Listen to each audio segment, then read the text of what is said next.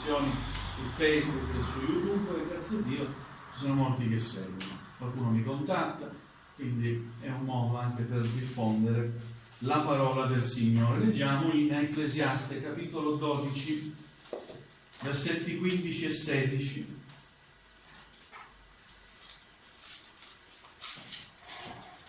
Il libro dell'Ecclesiaste si trova nel Vecchio Testamento.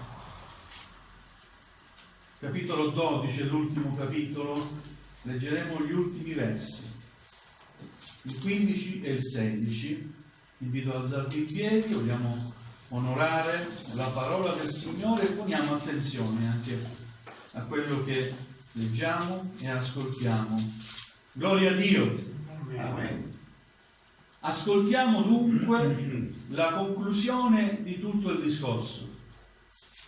Temi Dio e osserva i Suoi comandamenti, perché questo è il tutto per l'uomo. Dio infatti farà venire in giudizio ogni opera, tutto ciò che è occulto, sia bene sia male. Andiamo a rileggere questi versi così profondi e importanti. Ascoltiamo dunque la conclusione di tutto il discorso. Temi Dio e osserva i Suoi comandamenti, perché questo è il tutto per l'uomo.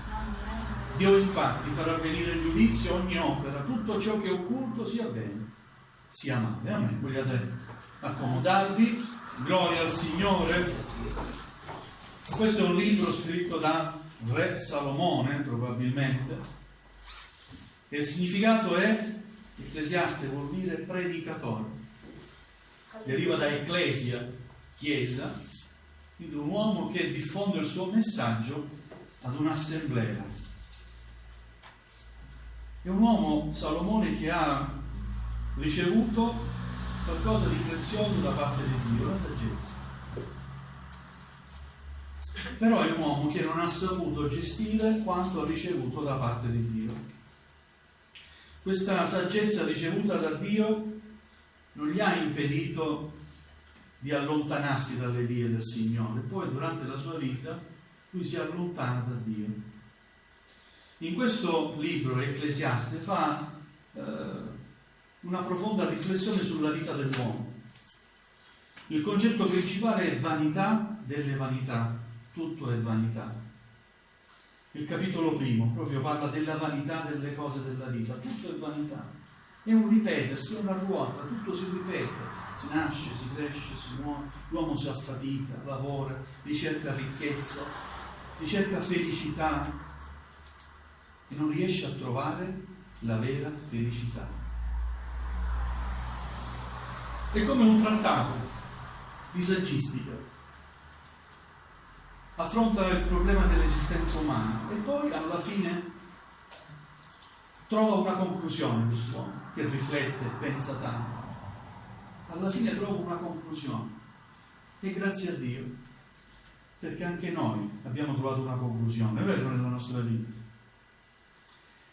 Abbiamo smesso di ricercare tutto ciò che è vano nel mondo, abbiamo trovato Cristo Gesù il Salvatore. Ascoltiamo dunque la conclusione di tutto il discorso.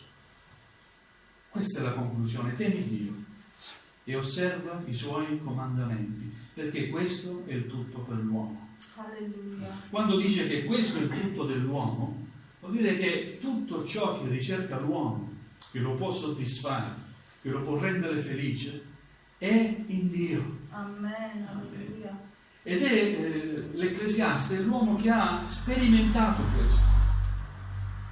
Era in profonda comunione con Dio, ha costruito il Tempio di Dio, ha fatto una preghiera, il Signore gli ha risposto in quella preghiera, gli ha donato saggezza. È un uomo che poi durante la sua vita si è allontanato da Dio per conservare la pace in Israele. Si è dato alla diplomazia, ha sposato figli di re stranieri, quindi pagani, ha fatto tanti matrimoni, alleanze, e questo lo ha portato ad allontanarsi da Dio. Mai scendere a compromessi con il peccato. Siete d'accordo? Amen. Mai allearsi con il peccato. Dobbiamo essere capaci di dire no al peccato. Amen? Amen. Dobbiamo essere capaci, e Dio ci rende capaci, perché ci parla. E quando ci parla, infonde in noi saggezza, discernimento. Lo Spirito Santo ci dà il discernimento di valutare ciò che è buono e ciò che non è buono. E Dio ci dia grazia di scegliere sempre ciò che è buono. Amen. Alleluia, vogliamo scegliere la parte buona di ogni cosa, della vita. Alleluia, temi Dio e osserva i Suoi comandamenti, perché questo è il tutto dell'uomo. Secondo la tradizione giudaica, Salomone scrisse il Cantico dei Cantici durante la giovinezza. È un libro particolare, parla molto di passione amorosa tra lo sposo e la sposa.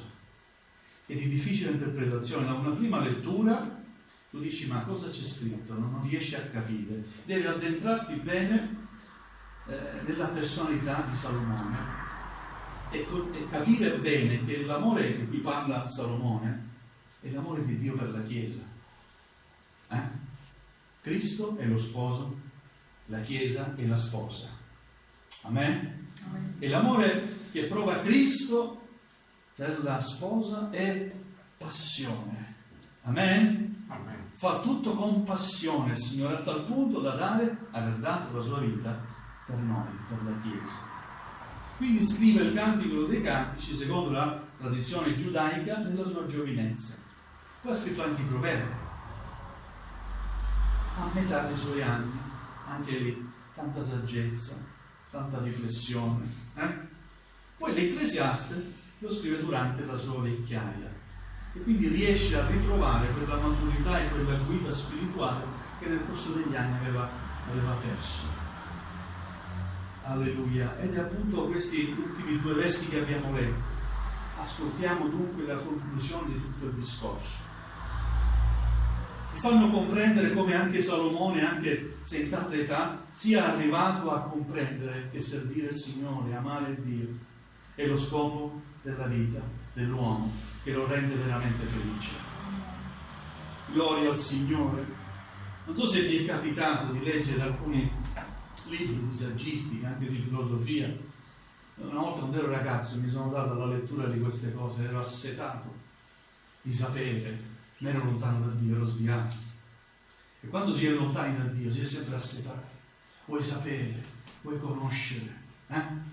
Quando pensi di aver preso qualcosa che ti può rendere felice, poi scopri che non è per sempre, finisce.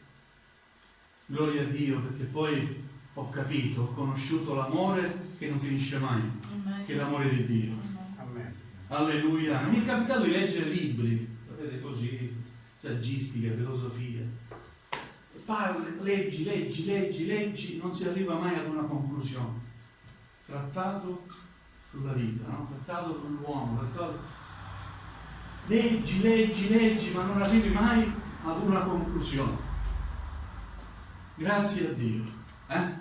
Il Signore non desidera chiamare dei creduloni, ma il Signore desidera che a seguirlo siano dei credenti. Alleluia. Ci dà modo di riflettere sulla sua parola che ascoltiamo. La sua parola sì tocca il nostro cuore, amen? Ma anche la nostra intelligenza ci dà prova che quello che ascoltiamo è qualcosa di meraviglioso, che soddisfa l'essere nostro. Alleluia. Amen? Amen. Alleluia. Quindi, vedete, la conclusione di tutto il discorso. Ha avuto modo di riflettere, ci è voluto una vita intera, non so quanti anni ha vissuto Salomone, ma dopo tutta una vita si è reso conto che la vera felicità è nel Signore. Una vita lontana da Dio è una vita infelice. Gloria al Signore. Quindi è un uomo che vive anche sotto il sole, i ragionamenti che fa, tutto quello che troviamo scritto nei capitoli precedenti, ed un uomo materiale vive sotto il sole, quindi guarda al lavoro, alla fatica che si ha nel lavoro, e dice che non serve a niente affaticarsi più di quello che è necessario. Amen. Che poi ti stanchi e non riesci a fare più niente. Vuoi lavorare di più per guadagnare di più?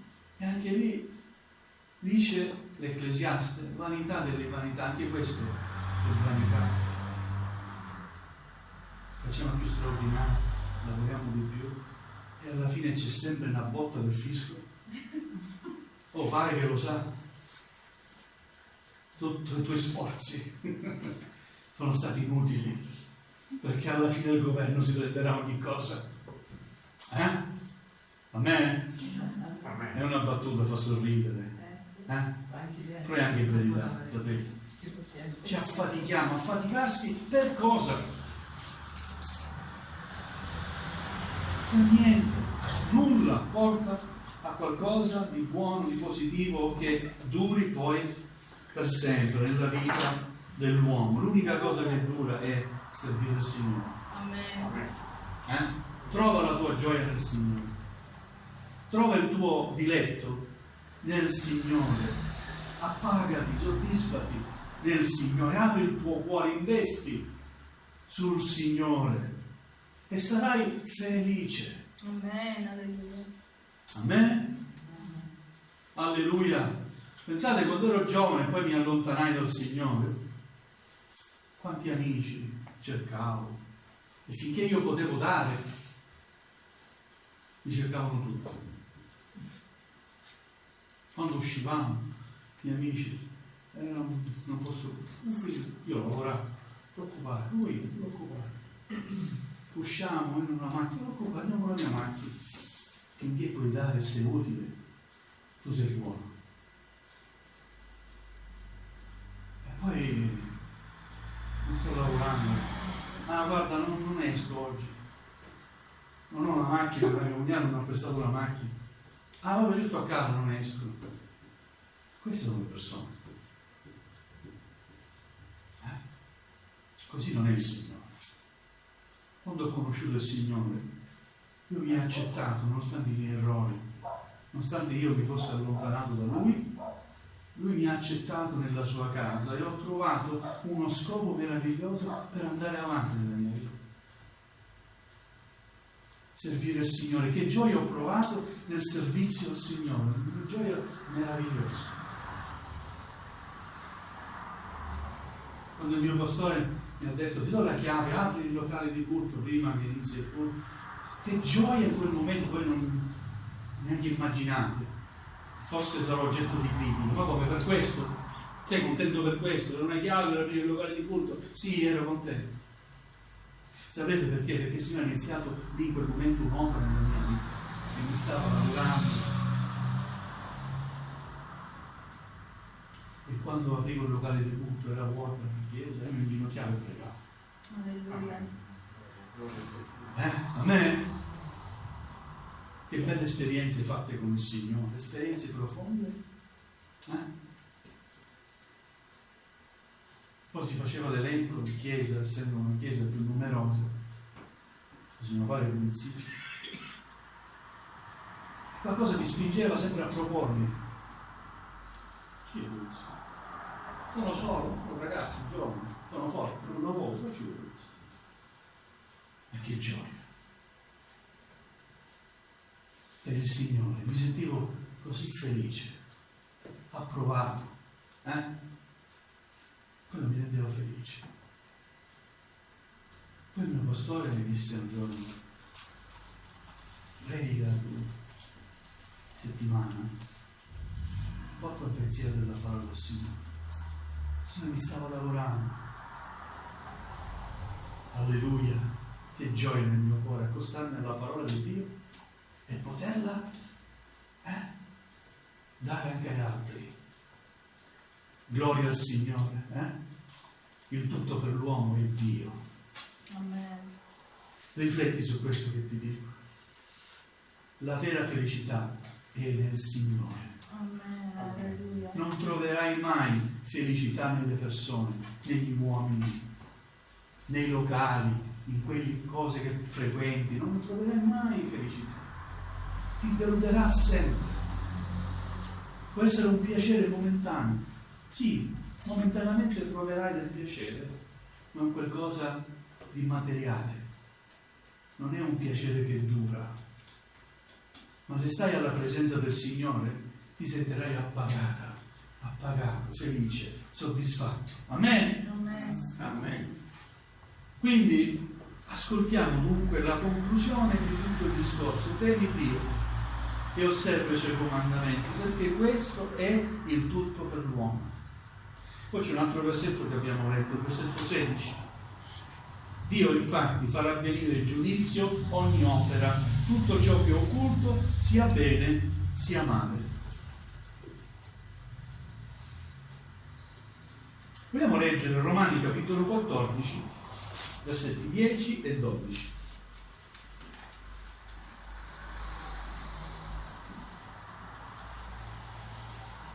Questi versi ci ricordano che tutti noi, tutti gli uomini, tutti coloro che siamo convertiti e che non siamo convertiti, tutti gli uomini sulla faccia della terra, passati, presenti e quelli che verranno, tutti dobbiamo comparire davanti a Dio. Romani capitolo 14, versetto 10 e versetto 12. Ma tu, perché giudichi il tuo fratello?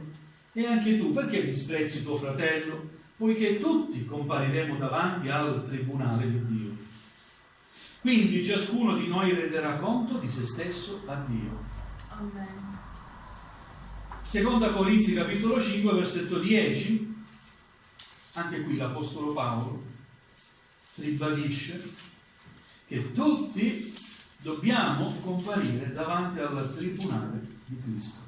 Seconda Corinzi capitolo 5 versetto 10. Noi tutti infatti dobbiamo comparire al tribunale di Cristo affinché ciascuno riceva la retribuzione di ciò che ha fatto quando era nel corpo, sia in bene sia in male. Amen? Amen. Se hai fatto bene, gloria a Dio, oltre alla salvezza c'è un premio.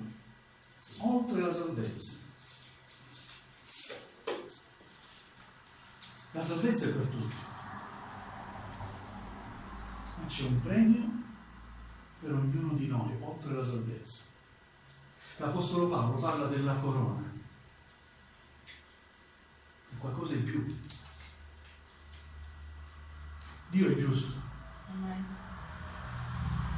non può dare a tutti lo stesso premio, è Lui che valuta il nostro operato. Sicuramente saremo tutti salvati se abbiamo Gesù nel cuore.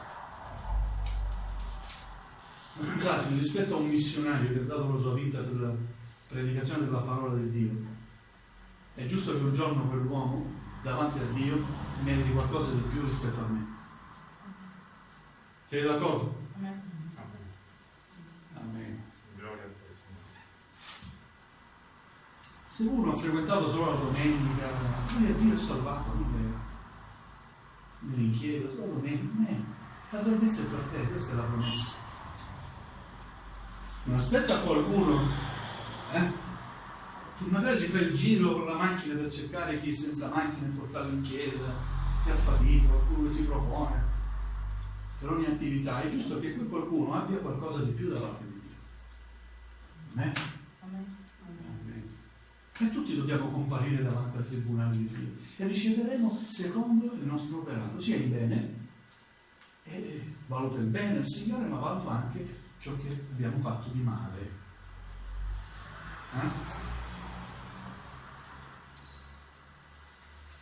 Gloria al Signore. Leggiamo Giovanni capitolo 3, versetti da 16 a 21 e poi concludo. Giovanni capitolo 3, versetti da 16 a 21.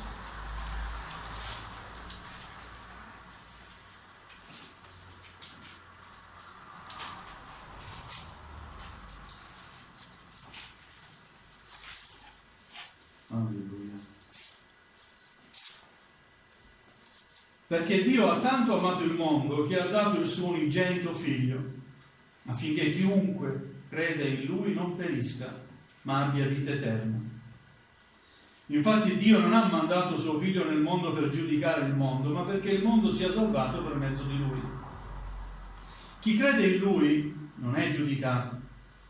Chi non crede è già giudicato, perché non ha creduto nel nome dell'unigenito figlio di Dio. Il giudizio è questo: la luce è venuta nel mondo e gli uomini hanno preferito le tenebre alla luce, perché le loro opere erano malvagie. Perché chiunque fa cose malvagie odia la luce e non viene alla luce, affinché le sue opere non siano scoperte. Ma chi mette in pratica la verità viene alla luce, affinché le sue opere siano manifestate, perché sono fatte in Dio. Amen. Amen. Cosa vuol dire questo? Che Gesù Cristo è salvezza per tutti gli uomini, e Dio ha tanto amato il mondo che ha donato il suo unigenito figliuolo, affinché chiunque crede in lui non perisca ma abbia vita eterna. Quindi basta credere nel figlio di Dio, in Gesù, per avere la vita eterna.